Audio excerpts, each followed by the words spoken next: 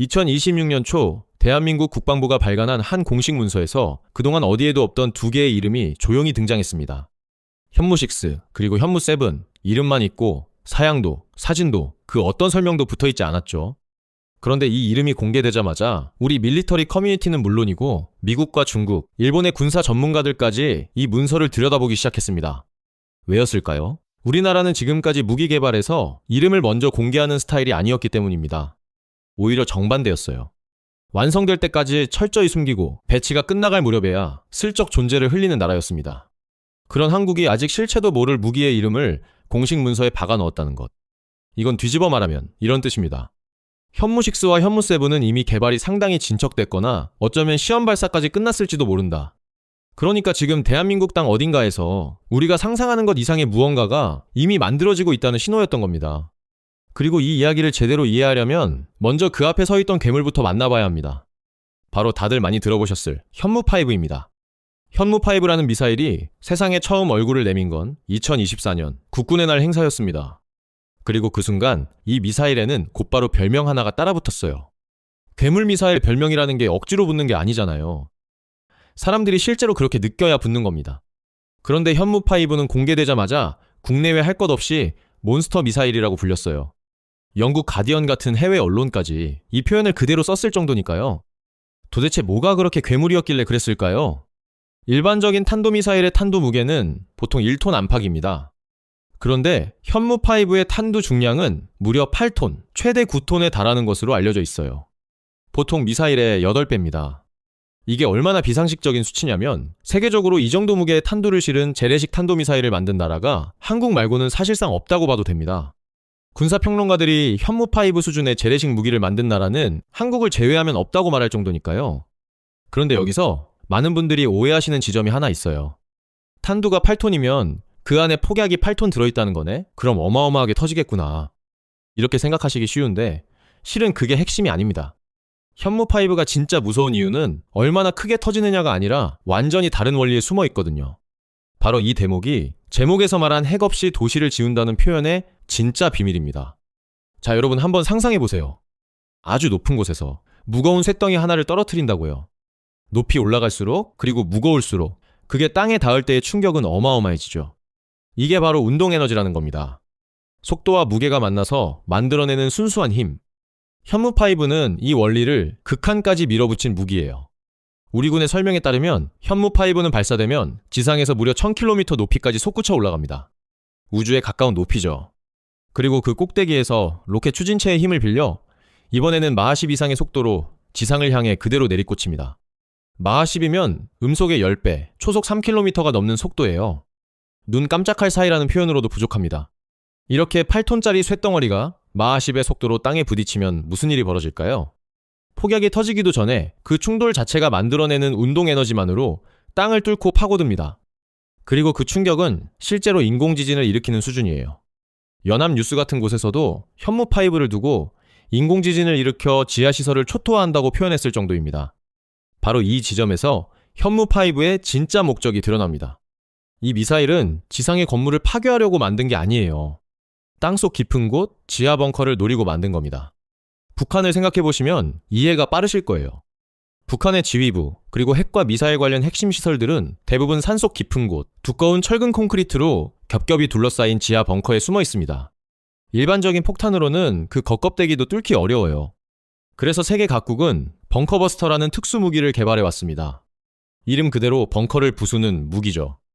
여기서 아주 흥미로운 비교가 등장합니다. 바로 미국의 GBU-57이라는 무기예요. 이 GBU-57은 세계 최강의 벙커버스터로 불리는 무기입니다.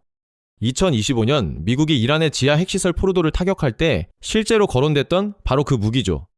전 세계가 이 미국제 벙커버스터의 위력에 주목했습니다. 그런데 우크라이나의 군사 전문 매체 디펜스 익스프레스가 현무5와 이 GBU-57을 나란히 놓고 분석을 했는데 결과가 놀라웠어요. 먼저 탄두 무게. GBU-57의 탄두는 2.4톤에서 2.7톤 정도입니다. 현무5는 8톤, 3배가 넘죠. 심지어 GBU-57은 전체 무게가 13.6톤이나 되지만 그중 실제 폭약은 2.7톤에 불과합니다. 나머지는 전부 땅을 뚫기 위한 단단한 껍데기예요. 그 다음 관통 깊이. GBU-57은 지하 약 60m까지 뚫고 들어갑니다. 이것도 엄청난 수치예요. 그런데 현무5는 지하 100m, 그 이상까지 파괴가 가능한 것으로 알려져 있습니다. 그럼 이 차이는 어디서 오는 걸까요? 바로 아까 말씀드린 투하 고도입니다. 미국의 GBU-57은 B2 폭격기가 최대 15km 상공에서 떨어뜨립니다. 반면 현무5는 수십 킬로미터, 아니 1000km 높이에서 하강하죠. 시작하는 높이 자체가 차원이 다릅니다. 높은 데서 떨어질수록 속도는 붙고 속도가 붙을수록 운동 에너지는 폭발적으로 커집니다. 여기에 현무5는 탄두의 재료와 형태까지 개량해서 무게 대비 폭발력을 30에서 50%나 끌어올렸다고 해요. 그러니까 정리하면 이렇습니다. 미국이 자랑하는 세계 최강 벙커버스터를 한국의 미사일이 여러 항목에서 능가하고 있다는 겁니다. 이스라엘조차 갖지 못한 이 능력을 한국은 스스로 만들어냈어요. 그렇다면 사람들이 왜 현무5를 두고 핵 없는 핵무기라고 부르는지도 이제 이해가 되실 겁니다. 실제로 안규백 국방부 장관은 한 인터뷰에서 이렇게 말했습니다. 고위력 미사일 15기에서 20기 정도가 떨어지면 핵무기 이상의 위력을 발휘한다는 게 미사일 전문가들의 판단이다. 여러 발을 동시에 같은 지역에 퍼부으면 그 누적된 파괴력이 전술에게 버금간다는 거죠. 군 당국은 실제로 현무5 수십 발로 북한의 전쟁지휘부 지하 벙커를 파괴하고 평양을 초토화한다는 계획까지 세워둔 것으로 전해집니다. 다만 여기서 저는 여러분께 아주 중요한 이야기 하나를 꼭 짚고 넘어가고 싶습니다. 이게 이 영상을 다른 자극적인 이야기들과 구별해주는 부분이거든요. 현무5가 정말로 전술에게 버금가느냐, 이 질문에 대해서는 사실 전문가들 사이에서도 의견이 팽팽하게 엇갈립니다. 무조건 대단하다고만 말하는 건 정직한 이야기가 아니에요. 미국 쪽 전문가들은 오히려 신중한 입장입니다. 미 국방부에서 대량 살상무기 특별 고문을 지냈던 헤리티지 재단의 로버트 피터스 연구원은 미국 의소리 방송과의 인터뷰에서 이렇게 말했어요.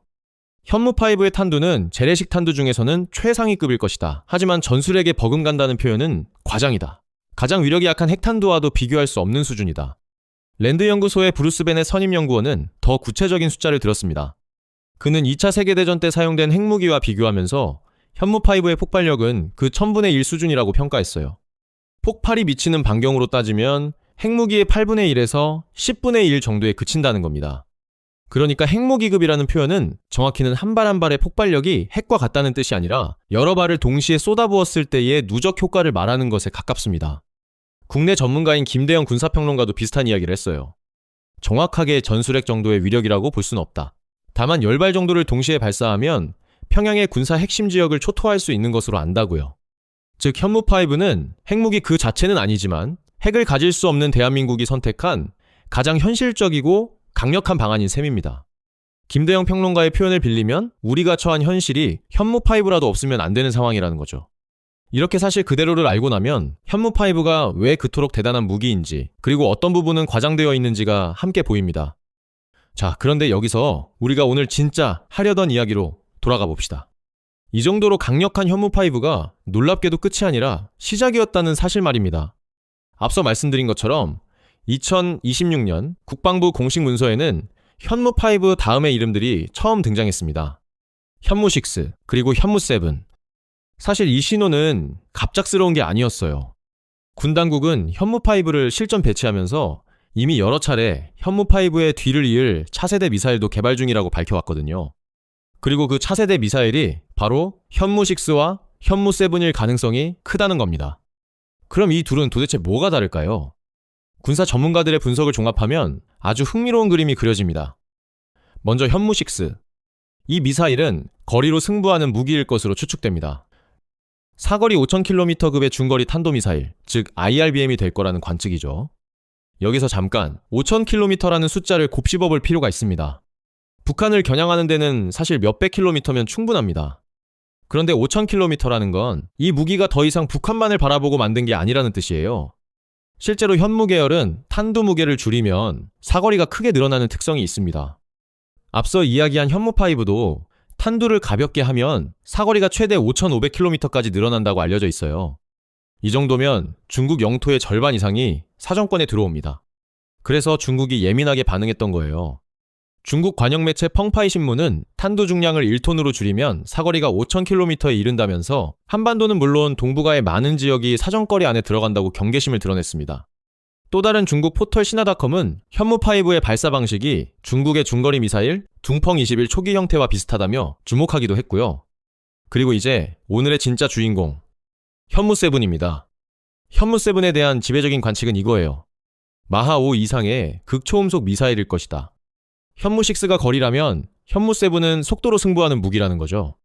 마치 복싱 선수가 왼손 잽으로 거리를 재고 오른손 스트레이트로 끝내듯 두 미사일이 역할을 나눠 갖는 쌍두마차 구조라는 분석입니다. 그럼 극초음속이 왜 그렇게 무서운 걸까요? 극초음속 무기는 마하 5 이상의 어마어마한 속도로 날아가면서 동시에 비행 궤적을 자유자재로 바꿀 수 있습니다. 이게 핵심이에요. 보통의 탄도미사일은 포물선을 그리며 날아가기 때문에 상대방이 그 궤적을 계산해서 요격을 시도할 수 있습니다. 그런데 극초음속 미사일은 예측 불가능한 경로로, 그것도 상상을 초월하는 속도로 날아오죠. 그래서 사실상 요격이 불가능한 무기로 평가받습니다. 만약 현무7이 정말 극초음속 미사일이라면 이건 어떤 의미일까요? 적의 방공망이 뭔가 온다 하고 반응하기도 전에 이미 목표물에 도달해 있다는 뜻입니다. 북한이 어떤 최신 방공 시스템을 갖추고 있든 그 앞에서는 무용지물이 될 수 있다는 거예요. 여기서 정말 흥미로운 대목이 하나 있습니다. 이 현무6와 현무7의 개발 방향이 놀랍게도 미국이 지금 야심차게 개발 중인 무기들과 쏙 빼닮았다는 겁니다. 바로 미국의 LRHW와 오파이어스라는 무기체계예요. 이 미국 무기들의 목적이 뭐냐면 지상의 이동식 발사대에서 미사일을 쏘아 전쟁이 시작되는 바로 그 첫날 적의 핵심 시설을 무력화하는 겁니다. 공군 전투기가 출격하기도 전에 땅에서 먼저 적의 심장부를 때리는 무기죠. 그런데 여기서 재미있는 건 미국은 이 LRHW를 아직 개발 중이라는 점입니다. 반면 한국의 현무7은 이미 시험이 끝났을 수도 있다는 관측이 나오고 있어요. 어쩌면 이 분야에서만큼은 한국이 미국을 앞서갈 가능성마저 있다는 이야기입니다.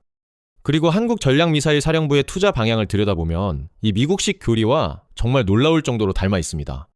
북한의 공군기지, 지휘소, 해군기지, 발전소. 전쟁 초기에 적의 반격 능력 자체를 뿌리째 뽑아버리겠다는 전략. 이게 바로 미국의 LRHW나 오파이어스가 하려는 일과 정확히 맞아떨어지거든요. 사실 이 변화의 조짐은 이미 여러 곳에 흔적을 남기고 있었습니다. 국군의 날 퍼레이드에 등장한 미사일 발사대, 그러니까 TEL의 크기 변화만 봐도 그래요. 옛날 현무2 시절에는 6륜 트럭이면 충분했습니다. 그러다 현무4는 8륜으로 커졌고 현무5에 이르러서는 단 하나의 미사일을 싣는데도 초대형 8륜 발사대가 필요했어요. 미사일 길이가 사람 키와 비교하면 10m는 좋게 넘어 보였죠. 그런데 흥미로운 건 여기서부터 방향이 바뀐다는 겁니다. 그동안은 더 크게, 더 무겁게 하는 덩치 키우기 경쟁이었어요. 하지만 현무5에서 그 경쟁은 사실상 정점을 찍었습니다. 이제부터는 얼마나 멀리, 얼마나 빠르게로 승부의 축이 옮겨간 거예요. 현무6는 거리를, 현무7은 속도를 맞는 역할 분화가 시작된 겁니다. 심지어 이런 이야기도 있습니다. KTSSM, 그러니까 한국형 전술 지대지 미사일이라는 무기가 있는데 최근 이 무기의 새로운 버전인 뉴 KTSSM에 대한 이야기가 흘러나오고 있어요. 사거리와 기동성이 크게 확장될 거라는 소문이죠. 이름은 전술인데 실제로 하는 일이 전략 수준이라면 그때부터는 이야기가 완전히 달라집니다. 물론 여기서도 정직하게 짚고 넘어가야 할 부분이 있습니다.